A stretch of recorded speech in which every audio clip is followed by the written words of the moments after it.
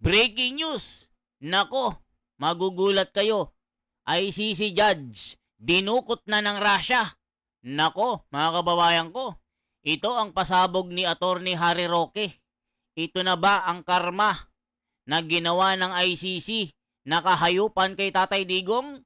Panoorin po natin ang kagimbal-gimbal na Noche Buena at Huling Pasko ng ICC. Ito na po. Pakinggan po natin si Harry Roque at saka tayo mag-react.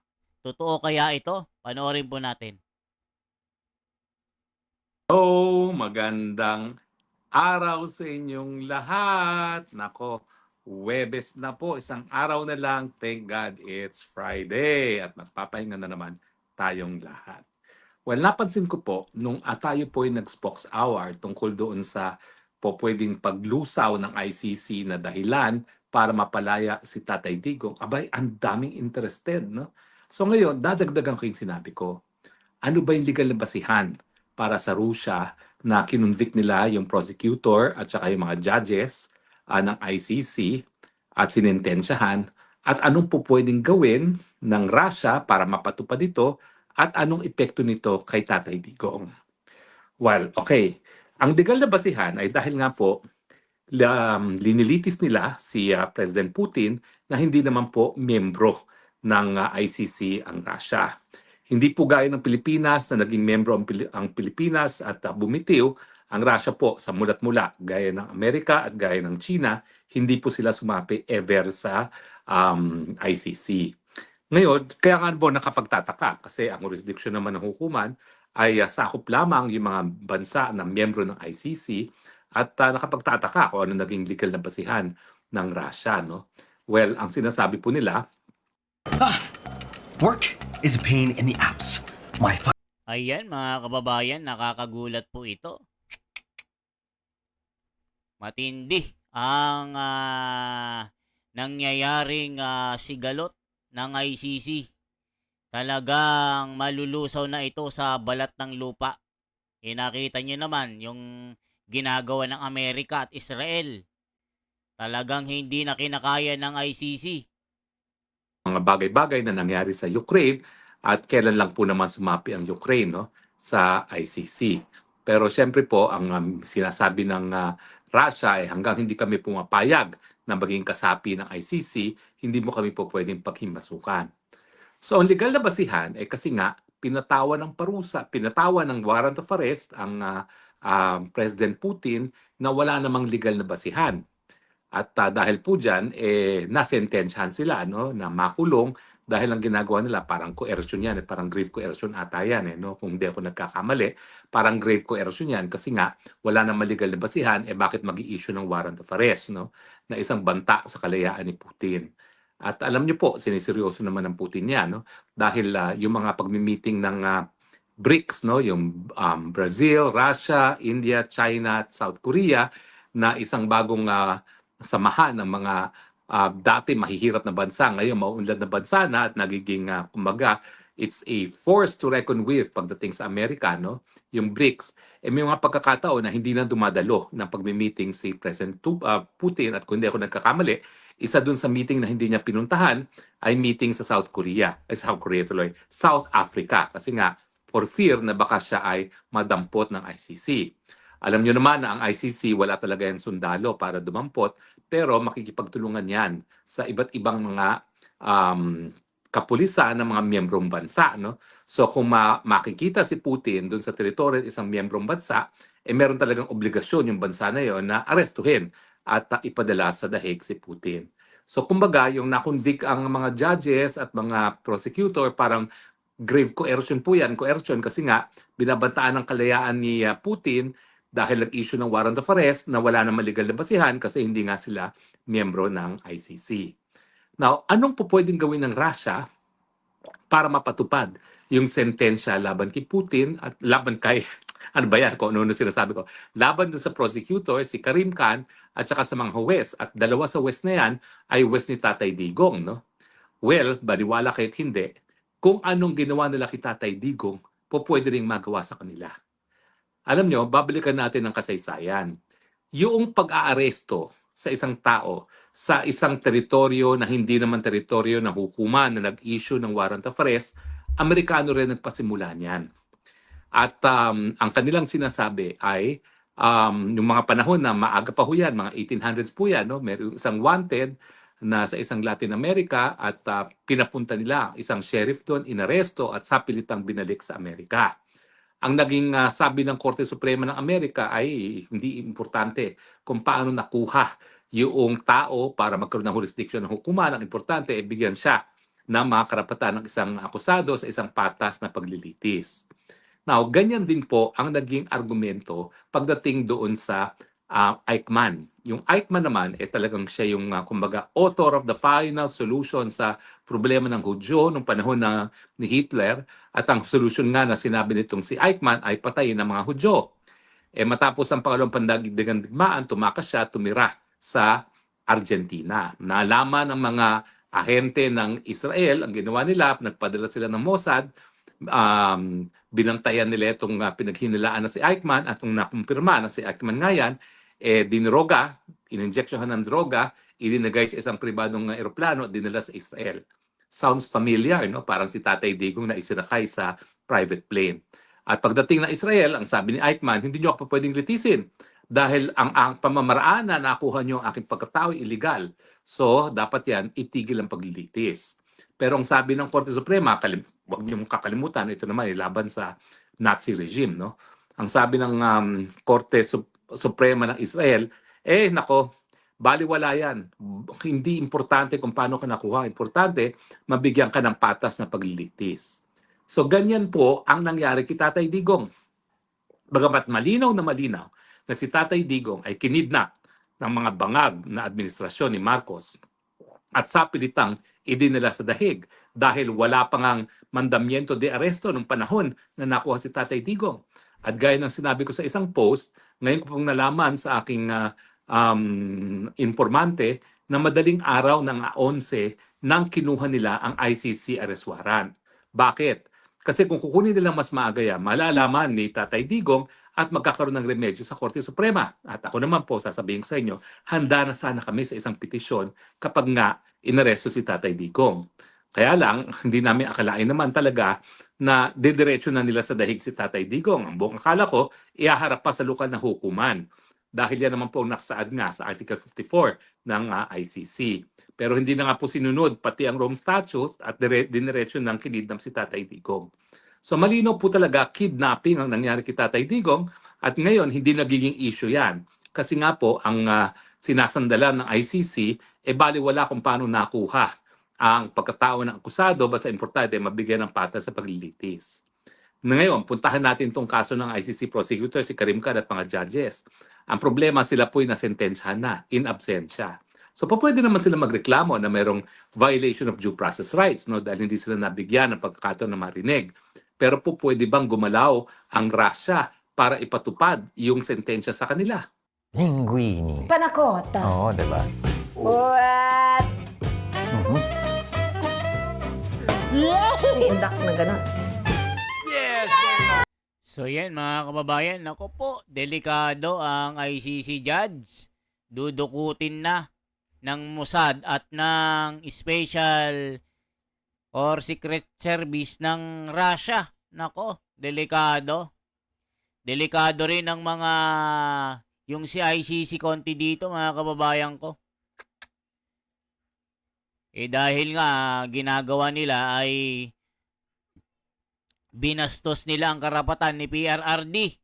Kaya itong Russia, Amerika at Israel nagsanib pwersa na mga kababayan para lusawin ang ICC na ito. Delikado ang huling bagong taon ng ICC. Durug-durug kay Russian Putin. Ako po. Gaya ng ginawa ng Israel kay Eichmann, gaya ng ginagawa ng mga Amerikano sa mga pinapadukot nila sa mga foreign territories sa bisa ng isang warrant of arrest na inisyu ng isang hukumang Amerika. Siyempre, kung nagagawa ng Amerika yan, kung nagagawa ng Israel yan, kung ginawa yan ni Marcos Jr. kay Tatay Digong, pwede rin gawin ng Russia sa mga judges at prosecutor na ipadukot din sila At siguro ang gagawin nilang depensa ay kinakailangan magkaroon naman sila ng paglilitis para madepensahan sila. Pero yan po ang diferensya.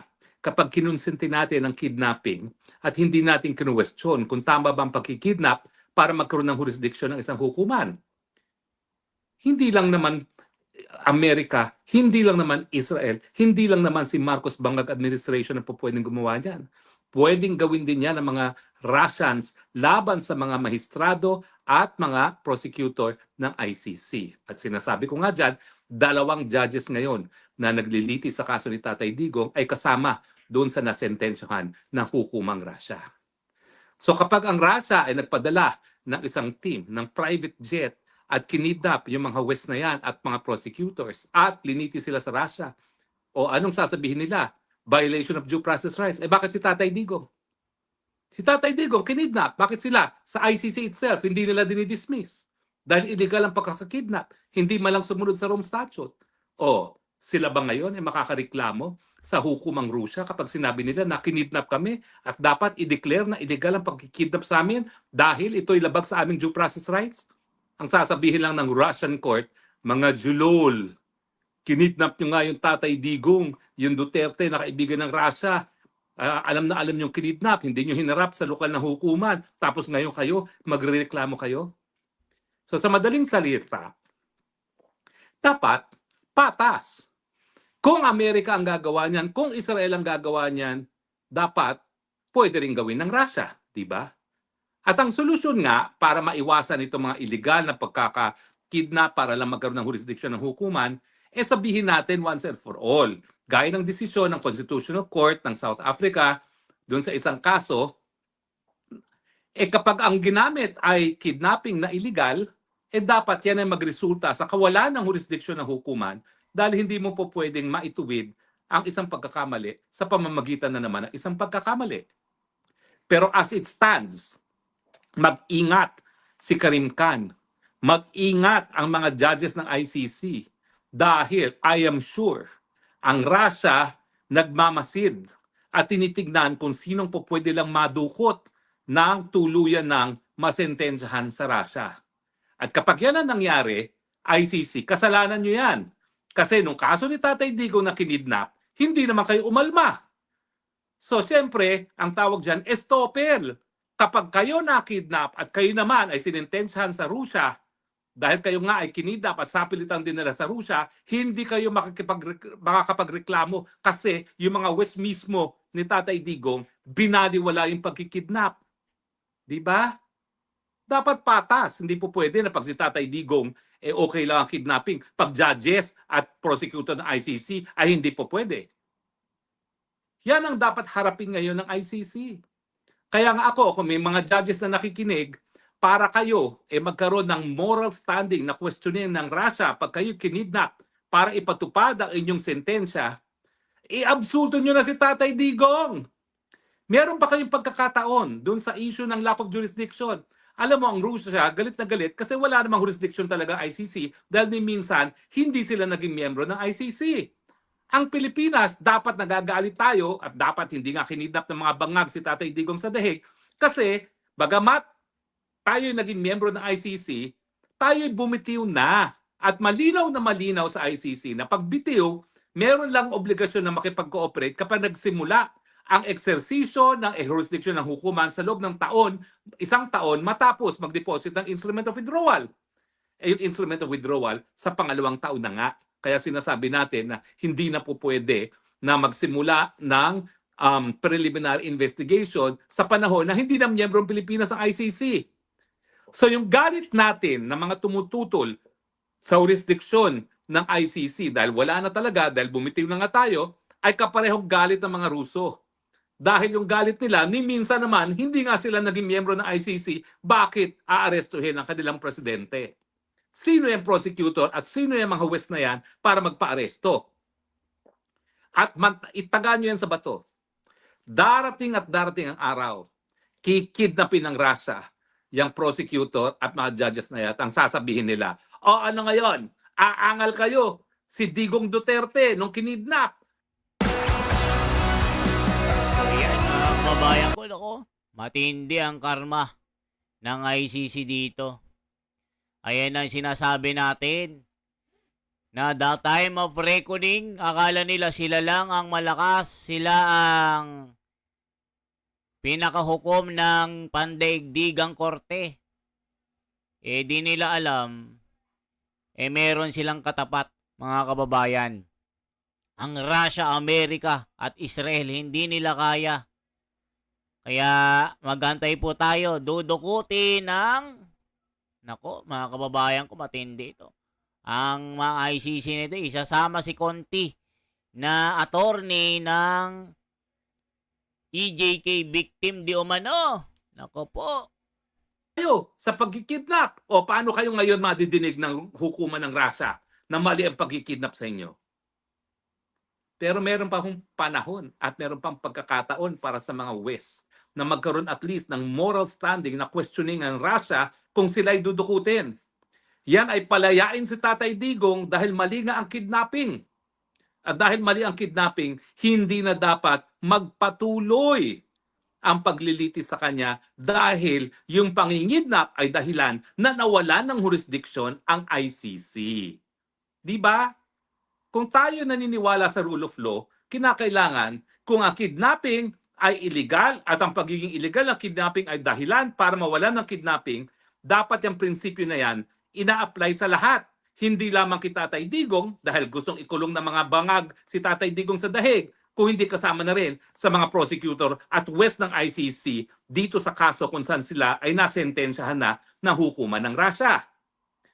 Yan naman ay kung sila ay makikinig. Bakit? Akala ba nila hindi magagawa ng Russia ang pangingidnap sa kanila? Kung ang bangag nga nakakidnap ng isang pinakamamahal na presidente sa Pilipinas, yan pa kaya ang mga West at mga prosecutor na wala namang pakialam ang taong bayan ng daigdig?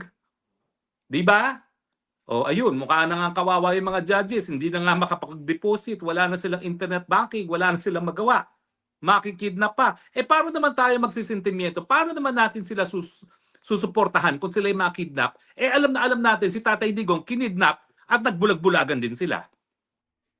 So yan mga kababayan ko, matindi na pasabog ni Mr. Harry Roque, ang abogado na magaling na sikat. The corrupt judge are being judged. Nako po, ang sabi nga sa Bible, money is the root of all evil. Kaya bulag lahat ng ating men in uniform, Attorney Harry Roque, nagsama-sama, pinagsasaluhan nila ang mga buwetre, buhaya, at lahat ng mga abominable bird, reptiles, antilan, napakasarap na pagkain. Nako, mga kababayan ko, matindi po ito. Dapat lang para ma-feel nila ang kawalang hiyaan ginawa nila kay Tatay Diggs. Lalong-lalo na si Trillanes at De Lima at Bangag. Nako po. ICC, as the saying goes, do not do unto others what you would not done unto you, and we would wait for that day to happen to you, being kidnapped to. Nako, mga kababayan ko. Grabe talaga, mga kababayan. Ayan po ang pasabog ni Harry Roque, ang pagdukot ng Russia sa mga ICC judge. Yayariin na ang kawalang hiyaan. Matitigil ng pagiging mandarambong ng ICC. Nako po. Di ba? Ano sabi sa Biblia? Do unto others what you want others to do unto you. Dahil kayo nagbulag-bulagan kay Tatay Digong nang siya'y kinidnap, pag kayo kinidnap ng Russia, huwag kayong magreklamo na illegal ang kidnapping. Dahil kayo, nagpatuloy kayo ng jurisdiksyon, alam nyong mali ang pamamaraan para makuha ang pagkatao ni Tatay Digong. Malinaw po yan. At talaga naman, dapat manginig ang mga judges at ang ICC prosecutor dahil hindi po yan tatantanan ng mga Ruso. Lalong-lalo na nagkakaisa ang Russia at ang Estados Unidos at ang China na walang kwentang hukuman itong ICC. At ang patunay dyan ay hindi nga sila ever naging miyembro ng ICC. My work is easy because I use ClickUp. Here's So yan, mga kababayan ko, ano masasabi nyo dito? Kung inaabot po kayo sa part na ito, mga kababayan, lalong-lalo na po yung mga kababayan natin na OFW na patuloy na sumusubaybay po sa atin at sumusuporta sa bawat video natin. I-comment nyo po kung anong location kayo mga kababayan at aking re-replyan isa-isa. Salamat po. I-click ang notification below or notification bell. Click the subscribe button at i-share nyo ang video ito. Ipag-pray po natin ang ICC na ito mabuwag na para si Tatay Digong ay tuluyan ng makalaya. At itong Russia ay dukutin na ang mga ICC judge na ito na walang ya na ginawang piggy bank at gatasan si Tatay Digong, ginagawa nilang hostage at ginagawa nilang pera para mag-donate ang mga bansa na kasanib ng ICC. Yung mga ICC members, wala na, nagsialisan na, lalong-lalo na yung mga bansa sa Africa. Kokonti na lang mga kababayan, naghihingalaw na ang ICC na mandarambong, bangag na ICC. Yan po mga kababayan ko. Ito po si The Wonders Philippines. Ang inyong kabayan for transparency, for a better democracy. Mabuhay po.